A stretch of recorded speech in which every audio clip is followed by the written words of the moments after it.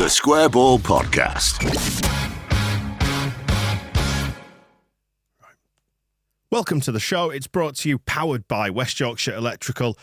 Fully registered, fully qualified, fully accredited electrician who will work with anything with wires in it, basically. Specialists in renewables as well, solar panels, battery storage, EV chargers for your home and business, CCTV, school contracting, the full shebang. They do everything. wyelectrical.co.uk for details, and you can find them on socials as well.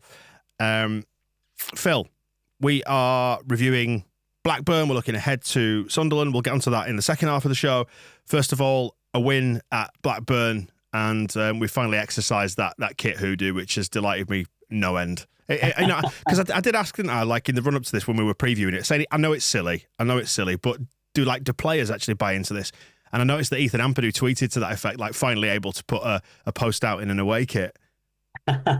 Well, funnily enough, one of the editors in my office messaged me on Saturday morning to say, are you aware of this away kit thing? And I said, oh, yes. I obviously hadn't been listening to our podcasts. But somebody else who was in the office was saying to him, look, this is not a thing. It's only a thing when stupid people like you start writing about it and then putting it in the heads of players and they get a bit of a complex. It was really unusual for it to have gone on that long without a win in a away kit or a third kit. But I do agree that it's not really a thing. Kits change. It's pretty random when you do wear them. And despite what I was saying about Gary Monk in the 16-17 season in our last podcast, I'd be surprised if many players get a huge complex about it. They should really have ended that record away at Rotherham, Leeds. And I feel like I'm saying the same thing after almost every game because they are so consistent now. But that is another really good win at Blackburn. Really good win. It's probably hard to overstate how bad the conditions were. Certainly the driving conditions over the Pennines are about the worst I've seen in years. And it wasn't easy to play in, and the pitch was actually pretty decent, all things considered. But I think in that weather against that team, they were very committed, Blackburn, and they definitely have limitations, but handy on the counter-attack. There is a bit of talent in that side. It's another really valuable victory, and I just think more and more with Leeds, there's so much consistency in the play, there's so much familiarity in what they're doing. The patterns of the football are very pronounced and very obvious, and I think from Farke's perspective, he's getting the results that he's after, but I also think week after week, he really is getting the performances that he's after too. Yeah, I suspect that the kit record was more down to us being a bit shit, Phil, to be perfectly honest, than any sort of yes. fabric. You may be onto something there. Yeah. Than a fabric-related hoodoo, but put it to bed we did. I was just going to ask about the conditions and ask you how much that did play into it, because for anybody who wasn't a match-going fan, and we did have nearly 7,500 there, which was great, what was it like, and did it make it a more difficult game, in your opinion, from watching it?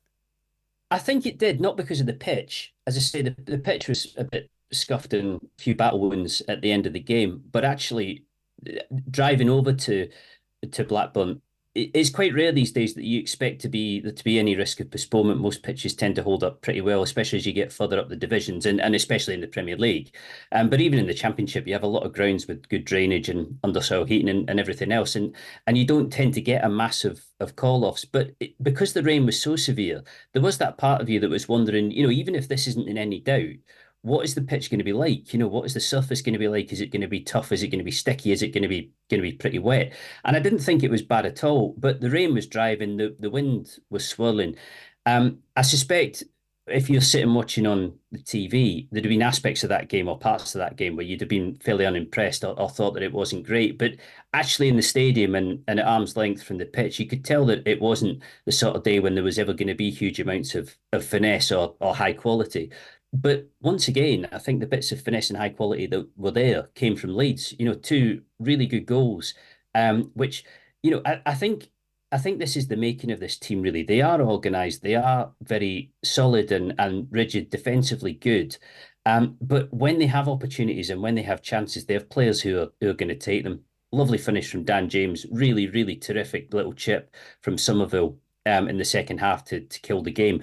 And that, I think, is what Farke could count on at the moment. He can count on these players coming up with those moments. And I do feel with Leeds that any game that they're in and any game that they've managed, even if it's difficult, any game that they've hung in to and managed to stay in touch in, they've got a great chance of winning.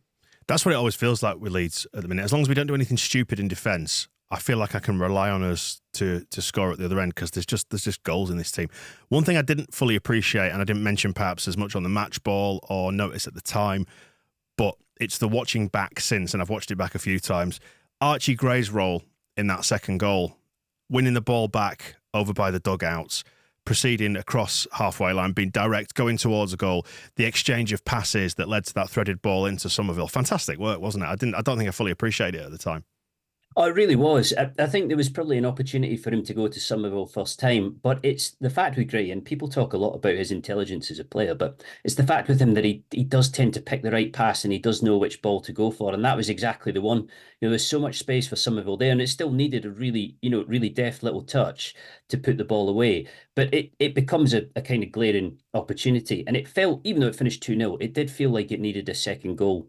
It wasn't as if the chances for Blackburn were coming at a rate of knots, but you always felt that there was a little bit of tension in the game at 1-0 that Leeds would have to score again just to make sure and to make it safe.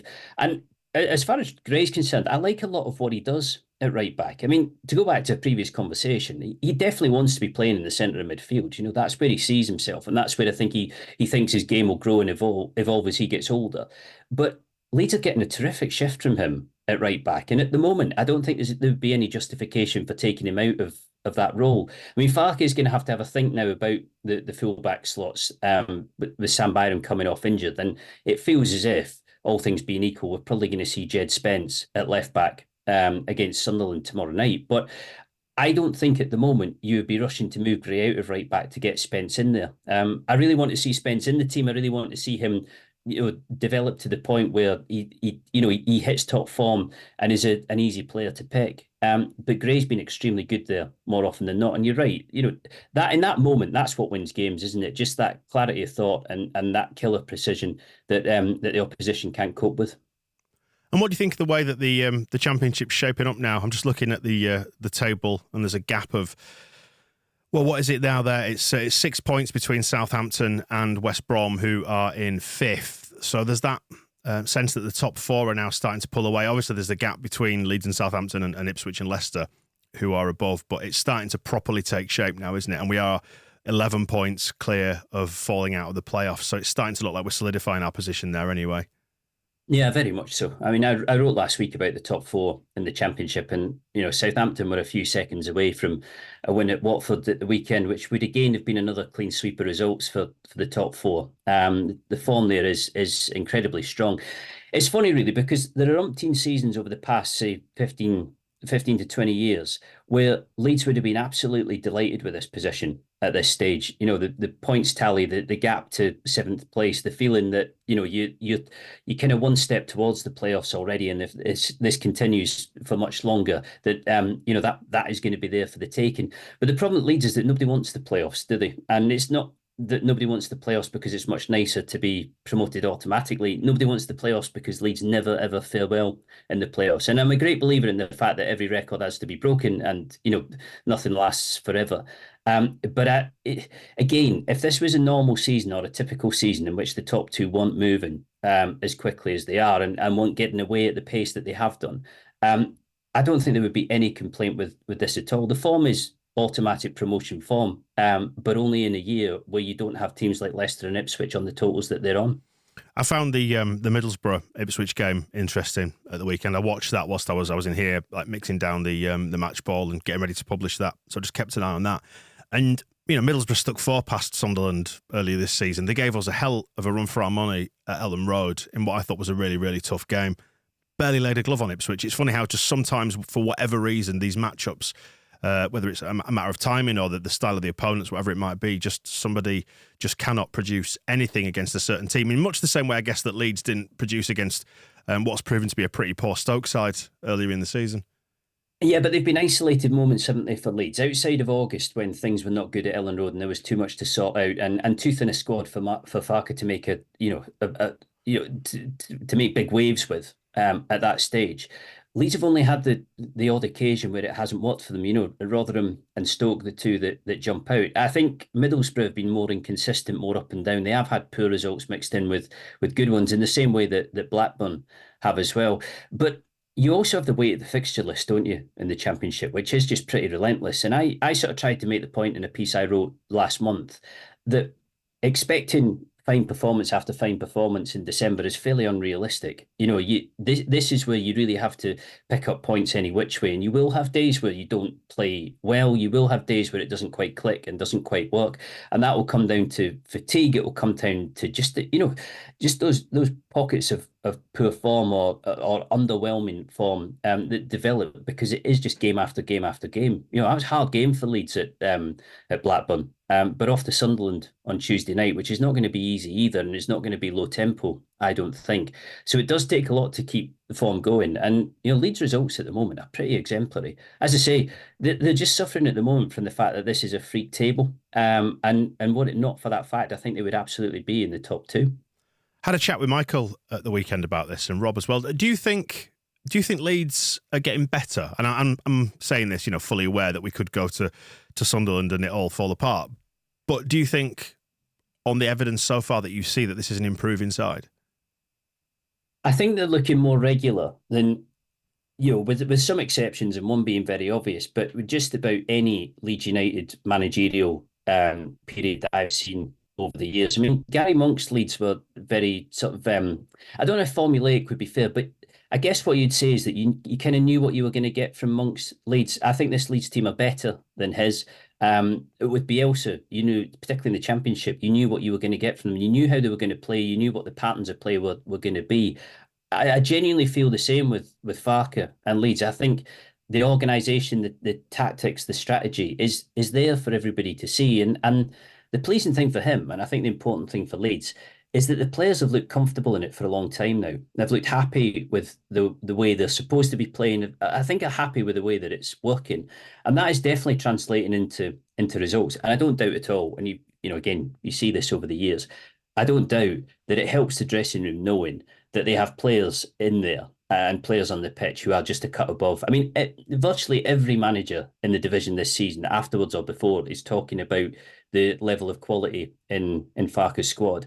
And I was on TalkSport for the Rotherham game, and I was trying to make this point that I think if Leeds go up this season, people will probably look at it in hindsight and say, well, given the size of the budget they had and the players they had, the squad that was available, the additional talent on top of what you tend to get in the Championship, then perhaps they should have gone up. But I do think it kind of underestimates, or it kind of ignores, what was really going on in the summer here. How much had to change, how much had to be done, how much they had to get right, with some fairly expedited decisions and decisions that they, didn't have a huge amount of time to dwell on. It's gone extremely well. And I just think you're looking at a team and a unit that is extremely well coached, very well organised, and has a genuinely great chance.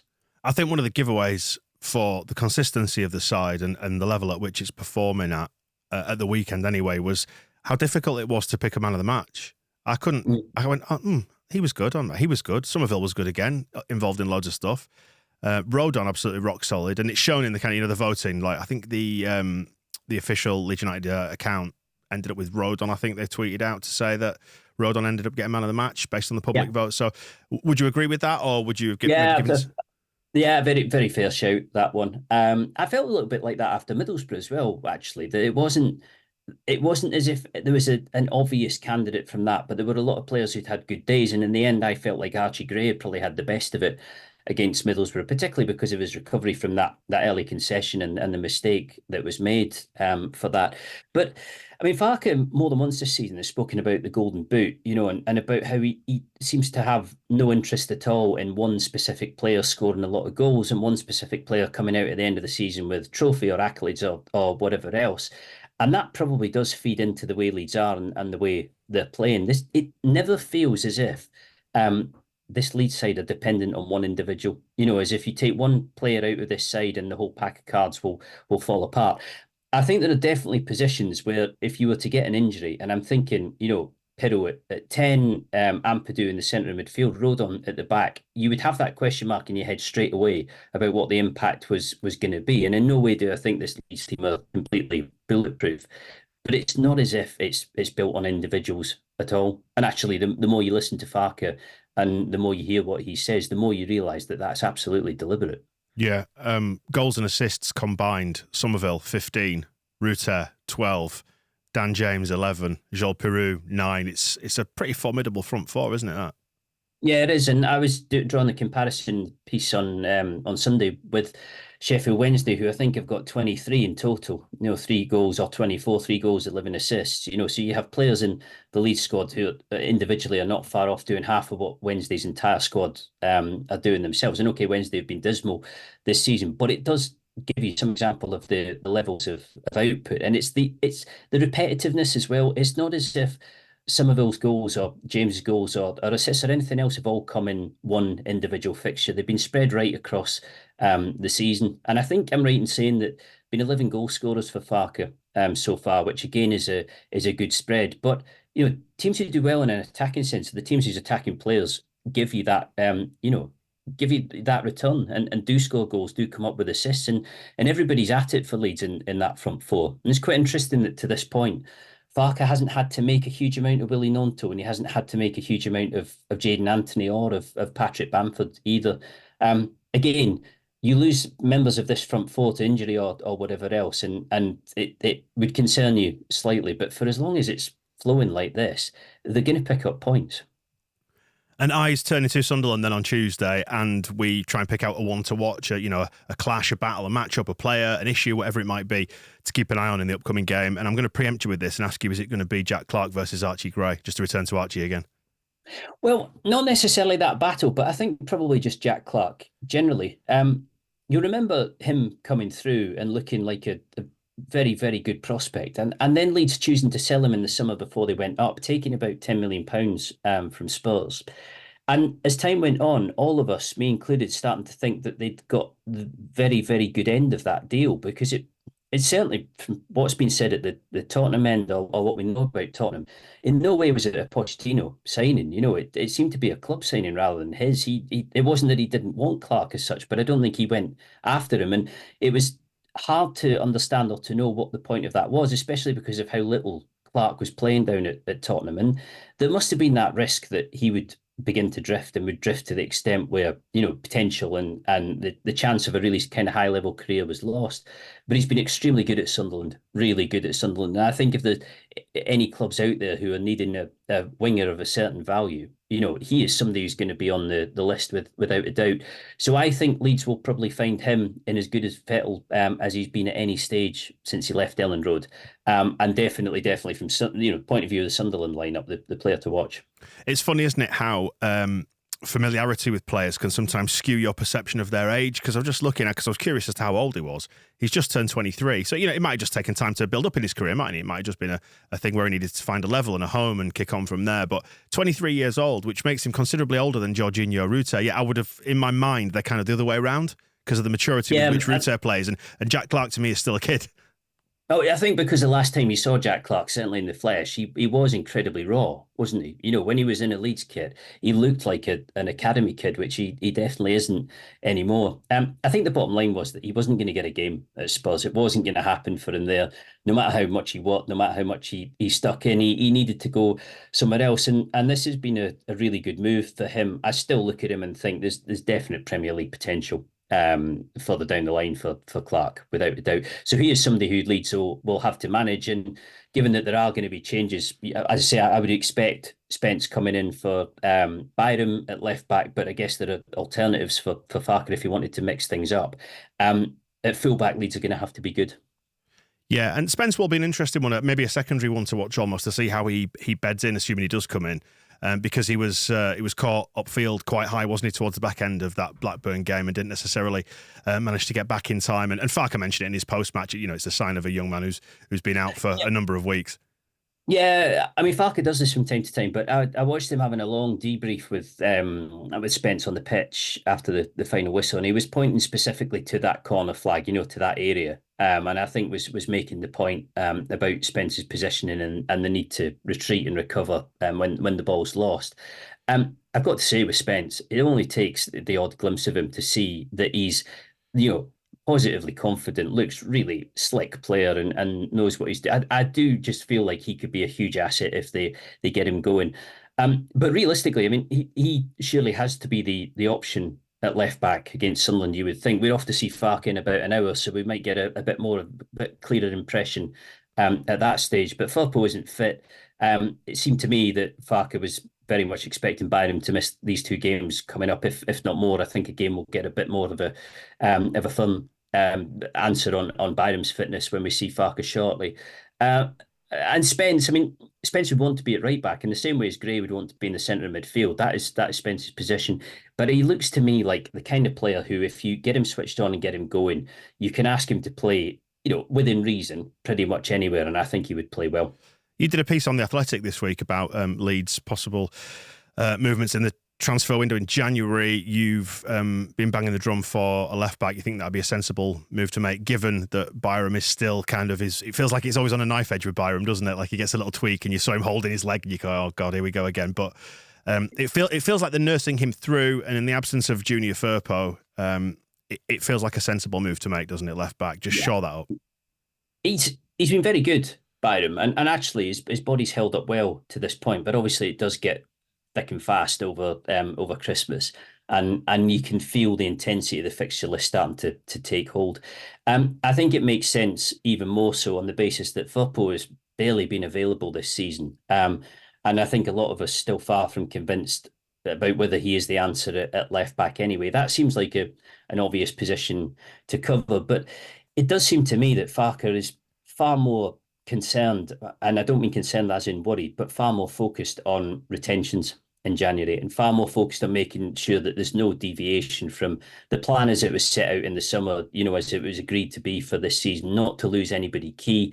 I think it's quite interesting that both Creswell and Gelhardt have been told that as it stands, they'll be staying in January. I mean, Creswell struggling to get on the bench, Gelhardt's not getting many minutes at all, and on Saturday it was Joseph who came on late on rather than him. But again, I think Farke looks at both of them. In Creswell's case, he needs a fourth centre-back there. He needs four central options. Creswell is one and has been here and is trained and knows the tactical routine and everything else. So makes sense to keep him from Farke's perspective. And likewise with Gelhardt, I think Farke can still see a point where he might be needed, where it might be necessary to have him. So it's almost like the greater good, really, isn't it? You keep these players even though they're not getting many minutes because it's prudent to do so. But yeah, I think a left back would be sensible. I do wonder about the 10 area, if it stopped working for Pirro, if Pirro was injured or absent, how do you shuffle that up? But I really think that there would be a risk by doing too much in January that you end up with baggage, excess baggage that you don't really need. It's kind of strange, isn't it? Because people almost hate the idea of a quiet January, the idea that you can sign people and you don't. But I don't know about you, it just feels like one of those windows where less might be a bit more. Yeah, it's a delicate balance, isn't it? And I think perhaps sort of as a collective fan base almost, we've kind of learned from the Bielsa era that coaching is very important, and I think we've seen the benefits of good coaching this year. You look at players like Dan James, for example, and Crescencio Somerville, who are both absolutely on fire. So coaching and stability and familiarity are all things that we shouldn't underestimate the value of within this thing. And like you say, it's the ecosystem. You don't want to start putting players in who demand to start, do you, necessarily? You need somebody who's going to be willing to come in and fight for their place, but also contribute as well. It's quite difficult to identify those players. And I realise I'm probably doing Angus Kinnear's job for him here, talking down transfers, but I totally understand what you're saying.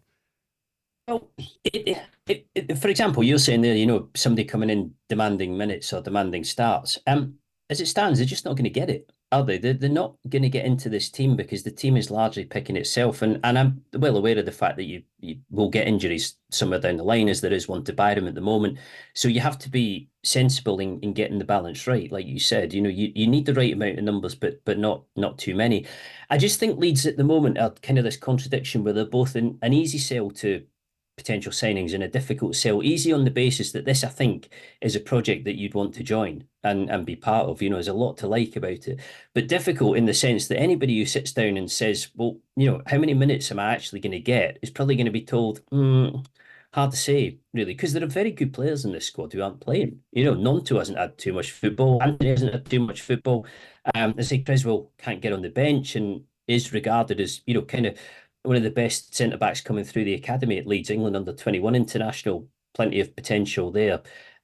So we asked Farke about this a couple of weeks ago, and he did say he wanted it to be a chilled window. He thought it would. And I put the question to him again on Saturday about whether he and the club had spoken about how well positioned they are to say no if they do start getting asked the question about some of their best players. Because as much as you don't want to broach this subject too heavily, it's impossible to imagine that there are not scouts and clubs out there who are looking at some of what's going on here and thinking that there are good players in the camp who could do a job for them at a higher level. No, absolutely. But hopefully we've got enough financial resilience that's not a pressing concern. And the awareness as well that it's football suicide to sell a major asset at this stage, isn't it? You just don't want to do it. You just lessen your chances.